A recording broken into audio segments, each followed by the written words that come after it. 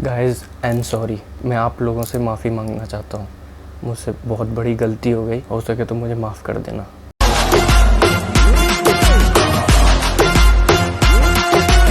Welcome back friends, स्वागत है आपका अपने YouTube channel review by Aryan में।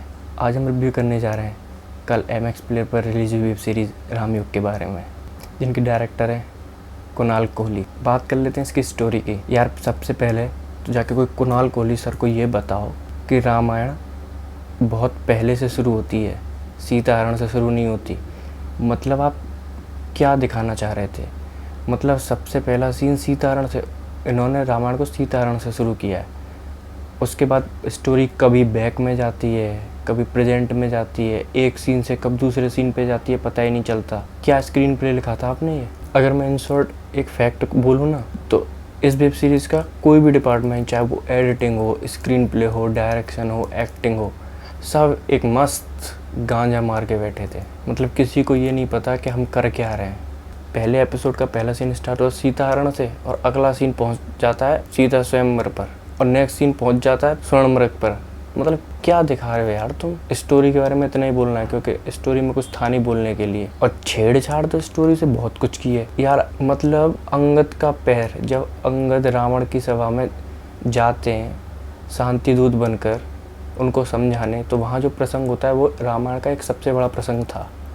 यार तुमने वो प्रसंग बिल्कुल ही ख़त्म कर दिया, उसका ABC कुछ भी नहीं दिखाया।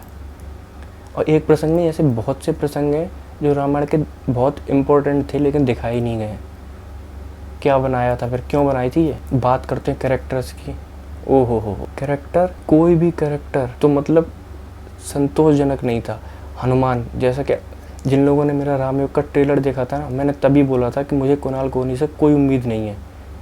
और मेरा शुरू में पता है माफ़ी मांगने के 2 रीज़न थे। पहला रीज़न ये था कि मैंने बोला था कि कुणाल कोहली से मुझे कोई उम्मीद नहीं है, तो जो अगर थोड़ी बहुत भी वो थी ना, वो मेरी गलत उम्मीद थी उनसे, इसलिए मैंने आपसे माफ़ी मांगी कि मैंने वो उम्मीद भी गलत की। और दूसरा, इतनी बेकार सीरीज़, इतना बेकार रामायण देखने के लिए मैंने आपसे माफ़ी मांगी थी। भाई माफ़ कर देना मुझे, और इसीलिए मैं आपके लिए रिव्यू लेके आ रहा हूँ ताकि आप ये गलती ना। तो मैं बता रहा था कि हनुमान जी को भाई साहब वल्वरीन बना दिया है। यार हनुमान जी को देखा, राक्षस जो है रावण के, राक्षस लगते ही नहीं है। कैरेक्टर, ओ यार कैरेक्टर का तो पूछो ही मत। मैं मजबूरी है मेरा बताना कि कैरेक्टराइजेशन तो बिल्कुल ही ख़राब है। और अगर एक्टिंग की बात करूँ तो सिर्फ एक बंदा है जिसकी एक्टिंग ने मुझे, मतलब जिसकी एक्टिंग ठीक ठाक है, जो इसमें राम बने उनकी एक्टिंग तो भी थोड़ी ठीक ठाक है। अगर उनको हटा दिया जाए ना तो किसी ने भी एक्टिंग की, पता है क्या लग रहा है? ऐसा लग रहा है कि कैमरे के पीछे इनके डायलॉग्स लिखे हुए थे और वो कैमरे के पीछे उसको देख के पढ़ रहे हैं बस।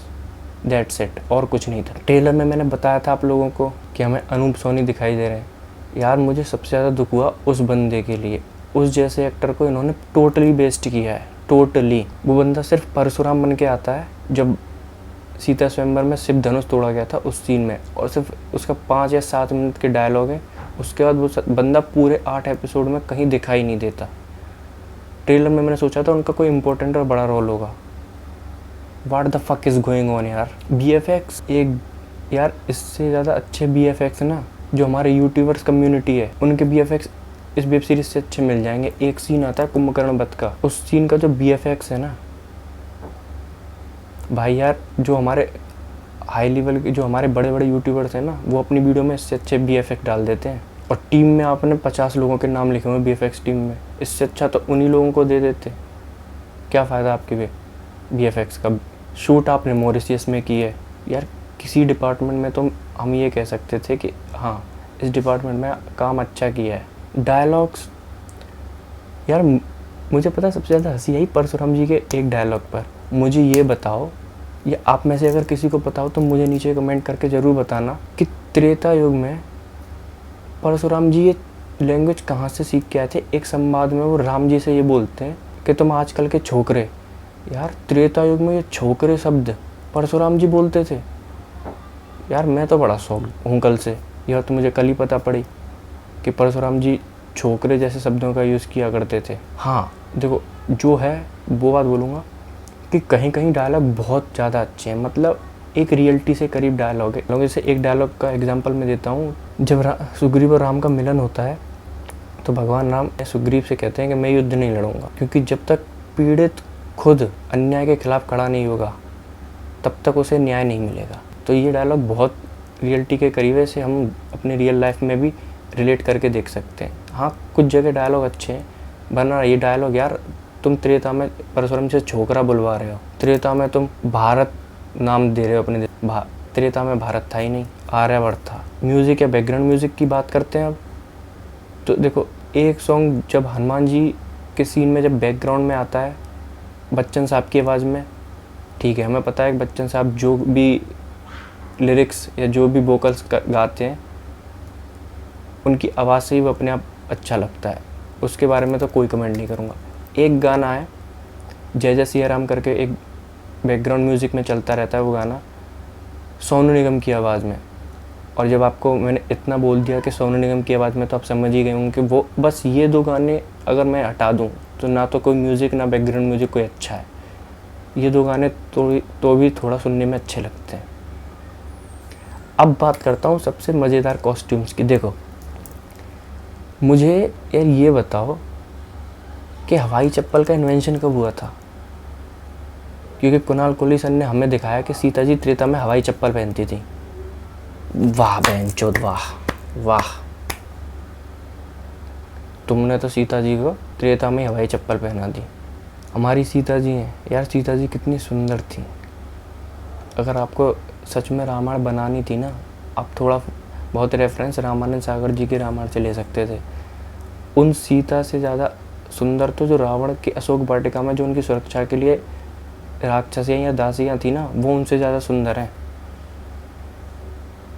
मतलब वहाँ बेचारी सीता जी अशोक वाटिका के नीचे बैठी हुई कॉम्प्लीमेंट ले रही हूँ, इनको भी कॉम्प्लीमेंट मिल रहा होगा, वो भी सोच रही होंगी यार मुझसे ज़्यादा सुंदर तो ये हैं। और हाँ एक बात के लिए तो मैं कुणाल कोहली सर को थैंक्स बोलना चाहूँगा कि उन्होंने रामायण को हमारे भारत से छोड़कर इंटरनेशनल लेवल तक बना दिया। पता है कुणाल कोहली सर ने ये भी दिखाया है कि रावण इतना प्रभावशाली और इतना समृद्ध व्यक्ति था कि उसने फॉरेन से अपनी यहाँ दासी रखी हुई थी। अरे कुणाल कोहली सर, अगर आपको कैरेक्टर रखने ही थे, आपको दासियाँ रखनी ही थी, और चलो ठीक है आपके पास फॉरेनर लड़कियाँ थीं, तो कम से कम उनको भीड़ में या पीछे रख देते। आप फ्रंट में उनको रख रहे हो, साफ दिख रहा है कि फॉरेनर दासियाँ हैं वो। और हम इंडिया वाले तो ऐसे हैं कि हमें तो जब भी हम अकेले होते हैं मौका मिलता है तो हम गूगल पे भी देसी नहीं फॉरेन ही सर्च करते हैं। समझ रहे हो ना, वापस आ जाते हैं। तो अगर वो हमारे सामने फ्रंट लाइन में सबसे पहले खड़ी होंगी तो हमारी नज़र उन पर कैसे नहीं जाएगी। मतलब दासियाँ भी रावण ने फॉरेनर रख रखी है। सच में कुणाल कोहली सर आपने तो एक अलग ही लेवल पे पहुंचा दिया है। तो अगर मैं एक वर्ड में कहूँ तो रामयोग जो है बिल्कुल डिसअपॉइंटिंग वेब सीरीज़ है। और अगर मैं वन वर्ड में अपना रिव्यू दूँ तो मैं सिर्फ इतना ही कहूँगा कि टोटल वेस्ट ऑफ टाइम। मैंने तो अपनी भाई नींदें बर्बाद कर दी इसको देख के। तो ये था हमारा आज का रिव्यू MX प्लेयर की वेब सीरीज रामयोग के बारे में। मिलूँगा आपसे अगली वीडियो में, तब तक के लिए कोई शिकायत या कोई अप्रिसिएशन करना हो तो नीचे डिस्क्रिप्शन में हमारे सोशल मीडिया लिंक्स हैं, वहाँ जाएं, हमें फॉलो करें और DM करें। और अगर इस वीडियो में कुछ अच्छा लगा हो तो हमारे चैनल को लाइक करें, सब्सक्राइब करें और बेल आइकन भी दबा दें, ताकि जैसे ही मैं कोई वीडियो डालूँ तो आपके पास तुरंत नोटिफिकेशन पहुँच जाए। और अपने फ्रेंड के साथ शेयर करें। तब तक के लिए stay home, stay safe, bye and take care.